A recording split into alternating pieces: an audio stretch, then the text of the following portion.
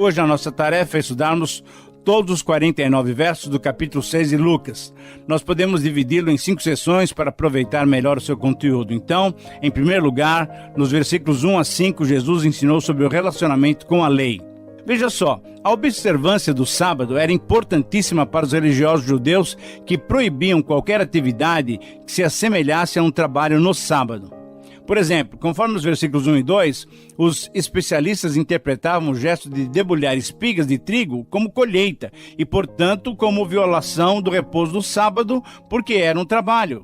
Jesus respondeu à acusação dos adversários, recorrendo a um exemplo tirado da própria palavra de Deus em 1 Samuel 21, 1 a 6, quando, fugindo do rei Saul, Davi e os seus homens entraram no santuário e comeram os pães oferecidos a Deus, que só os sacerdotes do santuário podiam comer. E nós estudamos isso lá em Levítico 24, bem recentemente. Esse precedente narrado na própria Escritura, disse o Senhor Jesus que esse incidente mostra que a lei positiva está subordinada ao bem do homem e que a necessidade de sobreviver está acima de qualquer lei. Era a segunda vez que Jesus se colocava como um novo parâmetro. O Filho do Homem tem poder para perdoar os pecados. Veja lá em 5:24, que nós já estudamos. Mas também agora, ele diz no versículo 5, que o Filho do Homem é Senhor do sábado. Em outras palavras, Jesus está introduzindo uma nova ordem humano-religiosa, onde as instituições, estruturas, leis e costumes deveriam estar sempre a serviço do homem, podendo ser abolidos até cair para um segundo plano quando isso não fosse o objetivo. Essa era a novidade do Evangelho. Não mais a letra da lei, mas sim o espírito da lei. O que estava em jogo agora era o bem do necessitado. Querido amigo, você é alguém muito apegado às normas, às regras, às leis?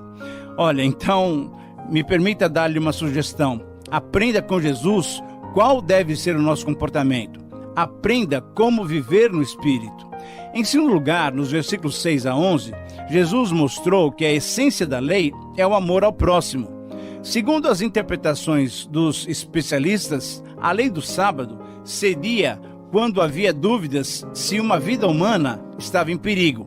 Mas Jesus foi além da exceção prevista. Ele curou um homem cuja vida não estava de fato em perigo. Então, os doutores da lei, os escribas, os fariseus, espreitavam para ver o que Jesus iria fazer. Mas o evangelista salienta que, se eles são espertos, Jesus também não é nenhum bobo, não. Não, pois ele sabia discernir as situações e perceber o que é que eles estavam pensando. Aquele homem certamente foi colocado ali na sinagoga pelos fariseus com o intuito de tentarem a Jesus para terem com que acusá-lo. Jesus, porém, armou uma situação difícil para eles. Colocou o homem com a mão ressequida no meio de todos e desafiou: a lei permite no sábado fazer o bem ou fazer o mal? Salvar uma vida ou deixar que ela se perca? Isso são as expressões do versículo 9. A pergunta é muito significativa, pois para Jesus, não fazer o bem equivalia a fazer o mal. Não salvar uma vida equivale a ser responsável pelo fato dela se perder. Isso é desferir então um golpe violento, mortal, no legalismo rígido, que colocava a obediência à lei acima de qualquer circunstância. Em vez disso, Jesus apela para o cumprimento de uma lei maior, que coloca acima de tudo o bem da vida.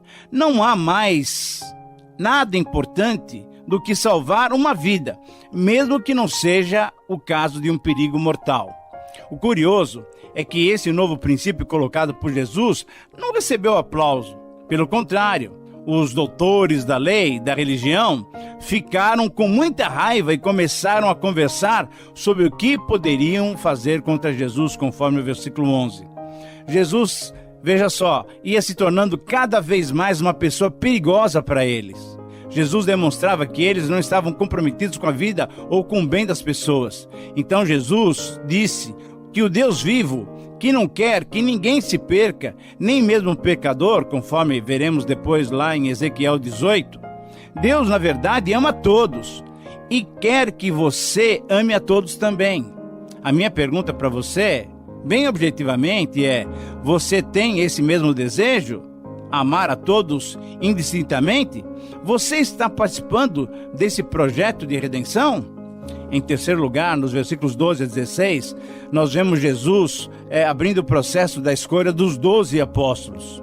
Sobre essa escolha, nós temos que fazer algumas considerações. Primeiro, nós já falamos sobre as 3 chamadas dos discípulos. Será que você se lembra? Vamos ver. Inicialmente, eles foram chamados quando João Batista apresentou Jesus às margens do Jordão. Depois, Jesus os chamou quando eles ainda estavam pescando. Mas agora, na terceira etapa, eles são escolhidos pelo Senhor para serem apóstolos. Uma segunda observação. No Novo Testamento, encontramos 4 listas que nomeiam os 12 apóstolos. Em Marcos 3, em Mateus 10, esses 2 textos nós já estudamos, mas também encontramos aqui em Lucas 6, e também nós encontraremos uma outra lista lá em Atos capítulo 1. Uma terceira consideração é que o nome apóstolo, essa palavra, significa enviado, alguém com autoridade nomeado por Jesus e não por si mesmo. Veja bem, alguém enviado, alguém com autoridade nomeado por Jesus e não foi nomeado por si mesmo. Uma quarta consideração, mas essa escolha não foi feita de qualquer maneira, não. Essa escolha foi alvo de oração. Por quê? Porque Jesus buscou a direção do Pai. Não somos nós quem o escolhemos, porém é Ele, o Senhor Jesus, quem nos escolhe.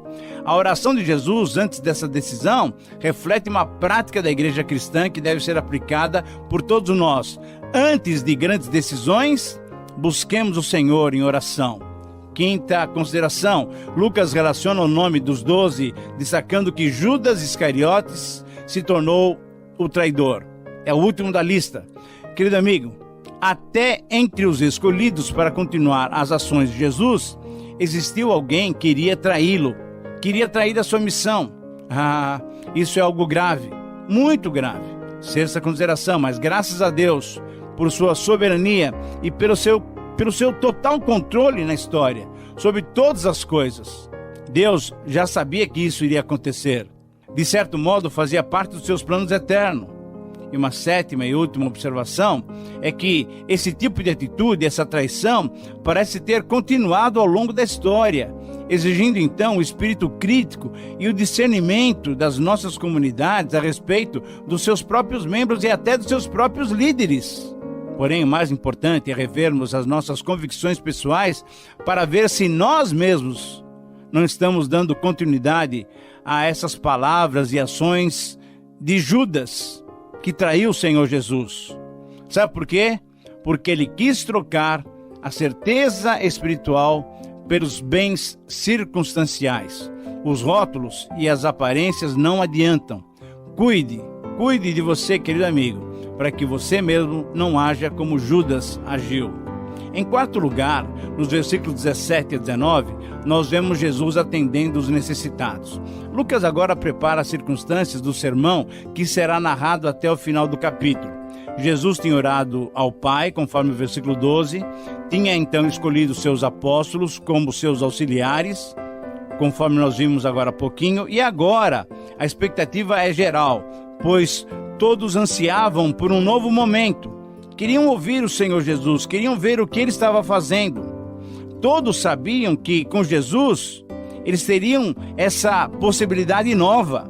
Jesus era como, na verdade, um ímã que atraía a todos os que ouviam a sua palavra.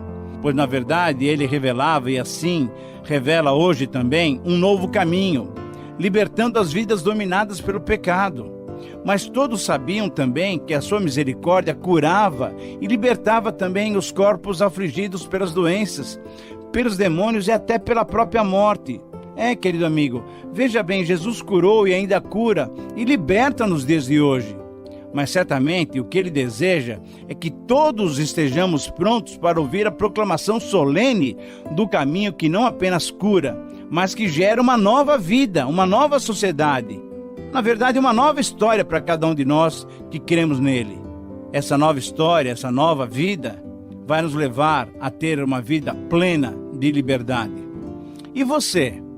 Você tem procurado Jesus só por aquilo que ele pode fazer por você? Ou você tem amado o Senhor Jesus de uma maneira tão especial para satisfazer-se apenas Mas veja só, não é apenas, né? Com Ele, com a sua palavra. Não com as bênçãos, mas com Ele mesmo. É alguma coisa que você deve refletir. Mas vamos prosseguir. Em quinto lugar, nesse capítulo, nos versículos 20 até 49, vemos Jesus então ensinando as verdades do Evangelho através do seu sermão da planície. O texto de Lucas 6, 17 a 49, forma assim o chamado Sermão da Planície e corresponde ao Sermão da Montanha, lá em Mateus, que nós já estudamos, capítulos 5, 6 e 7. Se compararmos os dois sermões, porém, nós vamos encontrar muitas diferenças. A principal é que Lucas omitiu todos os pormenores sobre costumes e leis judaicas, porque na verdade ele estava escrevendo em primeiro lugar para os gregos, para os gentios. Mateus mostra que o cristianismo realiza a justiça que Deus quer. Lucas está mais preocupado em mostrar o traço essencial da mensagem cristã, isso é, a prática do amor.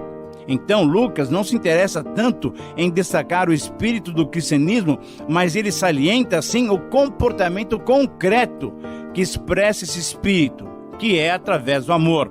Esse sermão, como o sermão de Mateus, certamente reúne palavras diversas de Jesus, mas podemos distinguir claramente o seu conteúdo. Vamos então analisar várias partes desse sermão. Em primeiro lugar, temos duas atitudes, versículos 20 e 26. Nesses versículos, a proclamação do reino e do julgamento é feito por Jesus em nome do Pai. O julgamento é a manifestação da verdade de cada um, assim como Deus a vê em profundidade. Jesus mostra a atitude dos justos, isso é, dos justificados, mencionando o que eles esperam e promete-lhes também 4 bem-aventuranças, isso é, vocês serão felizes. Quem? Aqueles que são pobres receberão o reino de Deus. Aqueles que têm fome serão plenamente satisfeitos. Aqueles que choram receberão alegria plena. E aqueles que são perseguidos por causa de Jesus, por causa do Filho do Homem, imagem tirada lá de Daniel 7, esses receberão grande recompensa no céu. Mas Jesus mostra também a atitude dos injustos, daqueles que ainda estão nos seus pecados. Eles só se preocupam com o presente. Então, assim, aqueles que são ricos, a sua felicidade está restrita ao presente. Aqueles que são prósperos têm fartura, uma época terrível de fome os aguarda. Aqueles que sorriem despreocupados agora haverão de lamentar e chorar. E aqueles que são louvados, os que são aclamados pelas multidões, conforme o versículo 26, como fizeram seus pais e os falsos profetas, são duplamente culpados, pois veem a verdade, mas torcem tudo a favor dos ricos e contra os pobres. Certamente aqui estão incluídos todos aqueles que muitas vezes, em nome de Deus e em nome de Jesus, veem a desigualdade social, mas se calam, como também têm ousadia de distorcer a verdade em favor dos injustos, só para manter os seus próprios privilégios. Examinando mais de perto esse texto, vemos que Lucas reduz esse contraste numa relação pobre e rico, de modo que teríamos apenas uma bem-aventurança e apenas uma mal-aventurança. Os pobres são os pobres reais, que passam fome, mas continuam fiéis ao projeto de Deus, ao Evangelho, apesar de tudo. Citação sobre isso tinha feito o profeta Sofonias. Depois, um dia, você pode estudar conosco também. Agora, os ricos são os ricos reais, aqueles que levam uma vida farta, satisfeita, e muitas vezes graças à exploração e opressão do povo, que fica assim, então, reduzido o quê? À fraqueza e à miséria. Esses serão também condenados. Então, a pergunta que surge, talvez, é a seguinte: então só os pobres podem ter esperança? Não. Com certeza não. Olha só, o Evangelho é uma única chance para que todos compreendam e se convertam ao Evangelho de Cristo, que não quer que ninguém se perca, nem mesmo o pior dos pecadores, conforme lemos lá em Ezequiel 18. Em segundo lugar, ainda nesse sermão maravilhoso, temos agora 2 ordens, conforme os versículos 27 até 38. Numa sociedade nova, haverá novas relações, não mais pautadas por um espírito de comércio, mas por um espírito de gratuidade. Assim, a primeira ordem suprema é amar os inimigos, conforme vemos no versículo 27, e depois ela é repetida no versículo 35. Mas a pergunta que surge é: amar os inimigos? Como é que nós vamos amar aqueles que nos odeiam? Aqueles que nos amaldiçoam, caluniam, ferem, roubam, emprestam e não devolvem? Sim, Jesus está falando que nós devemos amar os inimigos, os pobres, os sofridos. Fiéis ao Evangelho do Senhor Jesus são chamados, você é chamado, eu sou chamado para ultrapassar as relações baseadas na troca, onde tudo é previsível e medido, portanto, sem ter qualquer mérito. Ao contrário, o Senhor Jesus então apela: amem os seus inimigos, façam o bem e emprestem sem esperar alguma coisa em troca, conforme o versículo 35. Com que motivação, então, nós devemos ser generosos, ser gratuitos? Com que motivação devemos praticar esse amor? Com o propósito de nos diferenciarmos dos que não são salvos e só amam aqueles que os amam. E essa maneira graciosa de agir tem um duplo fundamento. Primeiramente, homem, e depois Deus. A primeira razão é que vocês desejam que os outros façam vocês também. Então, o que vocês desejam que eles façam para vocês, façam vocês também a eles, conforme o versículo 31. E aqui fica superada qualquer regra ou medida externa. A medida é a própria expectativa que existe dentro de cada um em relação aos outros. Contudo, isso ainda não basta. A segunda razão, então, esse comportamento gracioso tem a ver com o próprio Deus. Veja a palavra do Senhor Jesus no versículo 36. Sejam misericordiosos, sejam amorosos, sejam graciosos, como também o vosso Pai Celeste é misericordioso. Em outras palavras, tal Pai, tal Filho. Deus quer liberdade e vida para todos. Aqueles que compreendem e aceitam o Evangelho de Deus, o Evangelho do Senhor Jesus, serão capazes de uma ação maior, não fundada nos méritos do outro ou nos méritos seus. Não, mas no modo de agir de Deus, que se entregou por nós. Sim, querido amigo, estes serão chamados filhos do Altíssimo, porque Deus é bondoso também para com os ingratos e maus, conforme o versículo 35. A minha pergunta é: você tem sido assim também?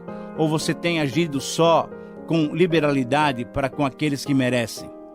A segunda ordem, nos versículos 37 e 38, é para não julgarmos, pois só Deus pode julgar. Parte importante nos relacionamentos entre as pessoas é o julgamento que um faz do outro. Positivo ou negativo, benéfico ou maléfico, o julgamento é sempre um preconceito dentro do qual encaixamos os outros, promovendo-os ou anulando-os. Mas o Evangelho proíbe totalmente o julgamento. Não julguem, e vocês não serão julgados. Não condenem, e vocês não serão condenados. Perdoem, e vocês serão perdoados. Deem, e será dado a vocês. Porque na mesma medida em que vocês usarem para com os outros, essa medida será usada para vocês. Versículos 37 a 38. Querido amigo, essa é uma sabedoria antiga, muito antiga. Ela simplesmente traduz o que hoje a psicologia moderna percebeu, né? Ela descobriu como fenômeno da projeção. Mas isso já era alguma coisa antiga que o Senhor Jesus tinha falado. Nós só vemos nos outros aquilo que nós mesmos somos. Se levarmos em conta que a voz passiva serão julgados, será dado, é uma forma de se referir a Deus, o texto, na verdade, está dizendo que Deus nos trata, veja bem, Deus nos trata da mesma forma com que tratamos os outros, o que se pode tornar muito perigoso. Se nós tratarmos de uma maneira dura os outros, seremos tratados duramente por Deus. E agora, em terceiro lugar, ainda nesse sermão, nos versículos 39 a 42, temos as duas ilustrações. Muito bom, a pergunta é: o que fazer diante disso? A parábola do cego é clara. Não queira guiar os outros se você mesmo não tem capacidade de conduzir a si mesmo. É a parábola do cisco e da trave também é mais clara ainda. Antes de tirar o cisco do olho do teu irmão, é preciso tirar a trave que está no teu próprio olho. Aí está. As nossas projeções sobre os outros, com todos os nossos preconceitos, são um meio precioso para nós de conhecermos a nós mesmos. E em quarto lugar, agora, o Senhor Jesus coloca as duas árvores. Jesus nos mostra que os atos revelam o nosso íntimo, o nosso interior. Uma outra grande preocupação das pessoas é sobre o modo como conhecer as pessoas. Seria uma grande ilusão pensar que a pergunta direta é a melhor maneira, pois o outro muitas vezes pode apenas verbalizar ilusões sobre si mesmo. O evangelho é mais prático. Como a parábola da árvore, ela apresenta a chave para ver o íntimo de qualquer pessoa. Assim como uma árvore é conhecida pelos seus frutos, também uma pessoa vai ser conhecida por quê? Por aqueles seus atos, pelas suas palavras que normalmente ela realiza. E finalmente, nos versículos 46 a 49, temos a aplicação prática do sermão, quando Jesus então compara aqueles que o ouvem a dois construtores. A questão é, quando é que nós vamos começar a colocar os ensinos de Jesus em prática? A questão é passar para a prática. Por que vocês me chamam Senhor, Senhor, e não fazem o que eu mando? Jesus critica duramente uma concepção infantil da religião. Ficam pessoas esperando que Deus faça tudo. Não! Nós precisamos agir também. É preciso colocar em prática aquilo que ele diz. A parábola dos dois construtores é simples e clara. O primeiro construiu uma casa com alicerce sobre a rocha e o outro construiu sobre a terra. Veio enchente, a primeira casa resistiu e a segunda veio abaixo. E é o que acontece com as pessoas que ouvem o evangelho. Aquelas que o colocam em prática ficam preparadas para o que der e vier. Aquelas que ficam apenas no ouvir não conseguem resistir nada na situação difícil, perdem completamente o pé. Querido amigo, espero que você seja um sábio construtor e que peça a Deus capacitação para praticar as palavras do Senhor Jesus.